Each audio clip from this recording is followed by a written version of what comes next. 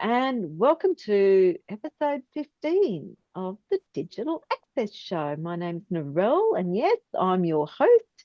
And just for those that aren't aware, I actually have a severe vision impairment, so I see shapes.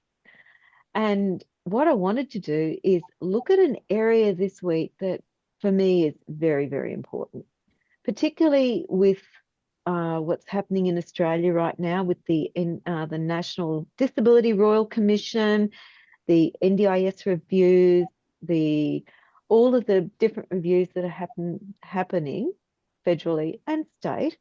I want to look at employment for those with disability. So I have got on today Rebbecca Jurkiewicz from Chapter 1 Disability Employment Service. Hi, Rebbecca. Thanks for coming along. Hi, Narelle. Thank you so much for having me. Oh, I'm thrilled to have you here because I think with what's going on federally and statewide, I think it's a good time to discuss the employment of those with disability. Rebbecca, what's your background and what's got you into this area? Thanks, Narelle. Look, I've worked in this sector for around 20 years nearly. I've been lucky enough that this has been not just something I'm passionate about, but something I actually get to forge a career in and be quite proud of.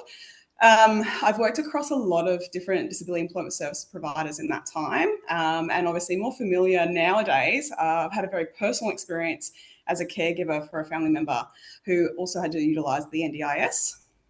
So there's obviously some pros and cons there as well that I've experienced firsthand as a I guess an executor or a guardian for that person.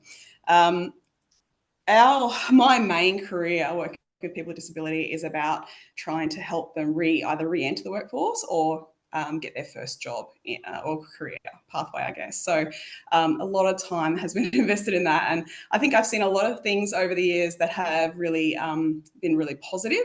And then there's obviously some of those things that we can call out and identify as the ongoing challenges, and how do we, I guess, band together to overcome some of those. So that's kind of, keeps me going every day that I enjoy the triumphs, but the challenges that we face every day is what really gets me up and makes me start every day with a lot of caffeine and just that intention to make a difference.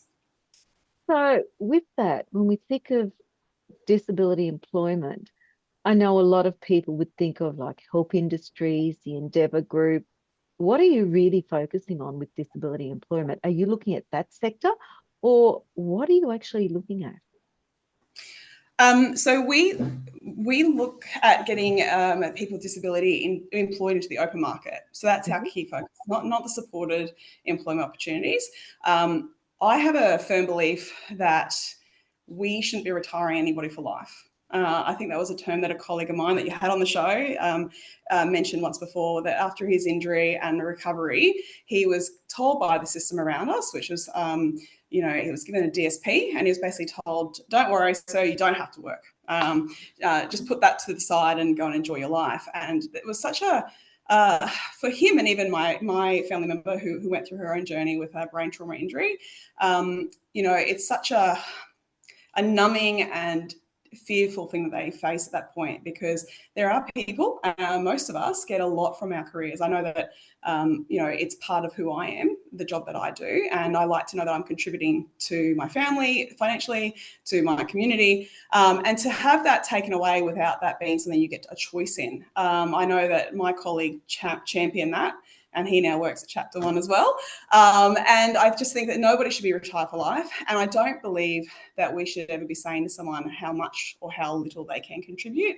It should be about the person. It should be a person-centered service, and it should be about that individual guiding what that service looks like for them. So really proud to work with an organisation where we get to really empower that in the individual, and we then work directly with disability employment services providers and NDIS providers to support their clients in that journey.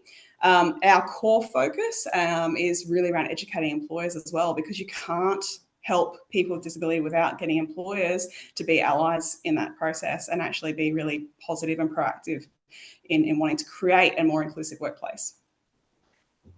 With employers, how do you find the employers? I mean, if you take someone like myself, yes, I've got a severe vision impairment. I do have a lot of skill, and I know for me, they considered that I couldn't work once nearly all my sight was gone. and the employer I was working with at the time really struggled to change the system so that I could continue working. How do you deal with that with employers? Yeah, it's a really good question, and it's probably one of the hardest things we do. And I think the first thing we have to do is realize that we're a people-to-people business, in the sense that no two employers will have the same response when we go out there to promote our service and promote inclusivity. Some employers will have a very honest fear of risk of the person's safety, or perhaps other workers' safety in the workplace. Some employers just lack understanding about what that means. And I think many employers, and even people that we talk to, if you say the word disability, many of them think about, the most serious physical disabilities. Yeah. They'll immediately have a picture of someone who is wheelchair, living life in a wheelchair, or someone who is on crutches, or someone who, very significant disabilities. Very few employers immediately think, well, 50% of the people that are engaging in these services to come back to work actually have a mental health disability or condition. And so they're all immediately sort of not aware of a very large talent pool of people that can definitely contribute to their workplace, because there's that immediate image. How we go about our job is relationship building. A lot of the time it starts with a phone call or a networking event, which I think is how we met. And it's just pushes our people to be champions for that change all the time, and to really come out on the forefront and talk about with pride that we work with people with disability. And we don't shy away from that conversation. Sometimes people go a bit quiet, you hear crickets in the background, but it's really important to us that we advocate. All too often we leave it to the people with disability to advocate for themselves. And I think that'd be a very lonely place. So how we engage employers is we're very much on the front foot. We go out there and actively start conversations about that. And we then try to learn what their fears or mindsets are and how we can support change. So it's usually a very slow process, but it's a worthwhile process, because when we get those employers and we get those placements, it's a really great feeling for everyone involved. What type of changes do you think employers have to make other than the mindset? Because I think the mindset would probably be the biggest challenge initially of the employer and those other staff in the company. What other changes, have to be made to make a company be, in the position to employ someone with disability? It's a really good question, and it's something this month, actually, I've been working with a lot of larger size employers who have agreed to participate in a national consultation we've been doing to understand what their experience of disability employment services has been and how we might be able to improve that service to meet their needs. As part of that, some interesting feedback has come out of it, and some things that's really made me take pause and think about the systems and processes that I've worked in, as well as an employee of large organisations in my career. One great piece of feedback that came back to me from a person that works in equity and inclusion for a company was that they have as a large business employing more than 6,000 employees, they go through they use a system to do all of their recruitment. So once your resume comes in through Seek or Indeed, it sits in a system. That system obviously does its process, and then you go through to the talent acquisition manager who shortlists you. Now, if someone applied that had to have any reasonable adjustments so that they could be treated as equitably as anyone else can through that process, that reasonable adjustment has to then go through an approvals process. So it has to get sent off to a director or a manager. And if that person's not available and readily looking at that approval process and the request, that could sit there for a long time. So if you take that back down to a grassroots level of an operations manager in a business who just needed someone to come in because the workload is piling up, that person sitting in that waiting line waiting for an approval immediately puts them well behind other candidates that are going straight through the shortlisting process.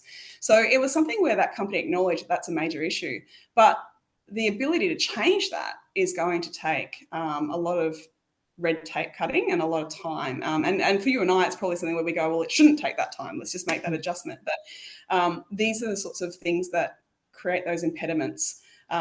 Most employers are admitting that the fact that they do the bulk of their employment or recruitment on, web pages like Indeed and Seek, and they need a printed, a proper resume that's in a Word document and those sorts of things. These are obviously limiting factors for many people living with disability. We know that if you are unemployed, or have been long-term unemployed and you have a disability, you are far less likely to have access to, internet at home or a laptop. Most people are mobile-only users. So a lot of this is a great impediment to helping them break down those barriers. So what can employers do to start to break down those barriers from your Yeah, position? I'd love to say, look, give me a call and we'll do some of the recruitment and shortlisting for you. Yeah. But outside of that, I think it's more about trying to review that process. I think it's time to really look at your own workforce as well, and how, what is your culture at work? Are your employees actively or openly identifying as people with disability? Because I think that speaks to a larger issue if they aren't. We want to create inclusive workplaces, and I think the easiest way to do that is to learn from your own employees' experience. So if you do have people that have been, open enough to talk about their journey and how they've come to work in your organisation, it might be a chance to say, well, how did you find that recruitment process? What would you have changed? I think we need to be more peer-led in this space. I think all too often people like me who luckily for me, have led quite an ableist life. I think it's really easy for me to sit here and tell everyone what to do. But I do think that the starting point is organisations, including disability employment services agencies, to really start to talk to the people with disability about what their experience is, and how can that environment or that technology be different in giving them greater access, and making it fairer. What about those companies where you've got an employee that has an accident, whatever, and they've got to go back to work? Are you involved in that process as well? We're working with the employee and the employer to marry them together so they can still continue to work? Yes, Narelle, this is actually one of the things I'm extremely passionate about, because for a very long time, like I've said, I've worked in and around the Disability Employment Service for nearly 20 years this year. We've had a program that's government funded for employers and people, workers who are experiencing disability, injury, illness to access. It used to be called Job in Jeopardy, and I think the name probably put people off because no one likes to think, oh, my employee's job is in jeopardy. That's pretty negative speak. It was changed to Work Assist. Okay, And there's some providers out there that do this really well, and largely because they have a cohort of people who are, they've had long-term careers, particularly people with multiple sclerosis and those sort of things. They've had long-term careers, and they've then had this diagnosis, had to change the way that they approach their day-to-day lives in certain ways, and needed this assistance. So if you are someone who has been working, or you are working, and you have suddenly had an experience of disability, injury, or illness that has then sort of set you on a path where you might need to readjust either your workload, the tasks you can do, the equipment you can use, there is a government-funded program there to support you, and it does connect you directly to access that you can get immediately, that can help to build disability confidence with your supervisor, so they know how to better support you, and they can receive coaching and mentoring. And you yourself can receive support. And that can even include getting some referrals for allied health services. Wage subsidies are available as well. And that's a really important thing for employers who might have to think about readjusting how work is being done in their workplace. That can take time. You could be trained to do different roles. So you might have been a storeman, and now we're going to move you into purchasing. So you can be sitting at a desk and you can actually be, managing inventory and those sorts of things. Well, that might require some computer training and that sort of stuff. So that program's been around, and sadly, it's really underutilized. It's not something that gets utilised a great deal. In fact, I think most large DES providers around the country would be lucky to have more than 5% of their caseload as representative of those type of participants or registrations. So definitely something I'm really passionate about, because I think we need to build the pathways for people to not have to leave work before they're ready to. Again, it's that whole retired for life. No one should have to be retired from the job that they love sooner. And for organisations, think about the knowledge that they're going to lose. You've just had someone who's done that job for 10 years, and you've just had to say, look, sorry, we can't keep you because we don't really know what to do. and you lose all that knowledge that they have about that role, that industry, and it's a great loss for everybody. So I think you've mentioned it to me in the past, but even things like teaching them how to be trainers, Yeah. someone had been on the tools doing a certain Yep. job. Why? They've got the skills. Let's find a way to get them upskilled so they can teach others to do that job and keep that knowledge within that organisation and keep that Yeah. talent going. Yeah. And that's it. One of the other things that I'll really want to talk about today is let's look at it from the participant or the employee's point of view. What barriers or challenges do you see for employees that are trying to get back into work or are working, then they've got a disability? Yeah, it's really difficult because there's a big part of my role is working with people that are long-term unemployed. Mm. So often I hear a lot of the rhetoric of, oh, these are people that don't want jobs, they don't want to work, or, Yeah. the kind of thing you hear back. And that's one of the first barriers you have to overcome. And then I get to work with people that are working and we're helping them to, raise more awareness or create a more inclusive workplace. And the thing that we hear there, though, is that, I'm not enabled to do the job I want to do. Like I'm going to work, but it's hard work trying to do the same work that someone else does. And it's not that they're complaining. I think it gives me a lot of, it's sometimes an awakening for me, things that I don't think about. There was a great speaker that I heard just yesterday at a conference who talked about how she works in a government organisation that is there all about inclusivity and promoting inclusiveness. And yet, in order to do some parts of her job, she has to access documents and files that are unreadable to her. She has low vision after having a car accident, and it almost makes her ability to perform in her role impossible. And it's that moment where that then filters up the line. So her sense of, I can't do my job, there's a frustration there, or it takes longer to do my job, that is then she feels by her peers, her manager, the people that are all having to deliver on this. And a simple thing would be, ensuring that these documents and the way that they're stored is more easily accessible to all. Yeah. And that's not just for the person with vision impairment, that's for the person with dyslexia or the person that has ASD, or there's just so many reasons. I mean, I would add one more, make sure all your systems can be used just with a keyboard.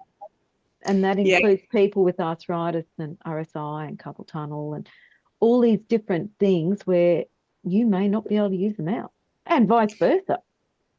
Yeah, I would definitely agree with all of that. And even to the point where I'm from an industry where we've really only just gone paperless recently, even to the fact that for some people, if they had a physical disability or their disability was one that meant they didn't have a car and license, if they were working from home but they needed something, sometimes it wasn't even scanned. It wasn't a file you could access electronically. You'd have to get to the site where that file was stored in a filing cabinet to do your job. So the fact that, it's all these little things that can have a major impact. Yeah. It is. And it's down to the physical as well, because obviously most government departments now, there is that physical accessibility component that is very much considered.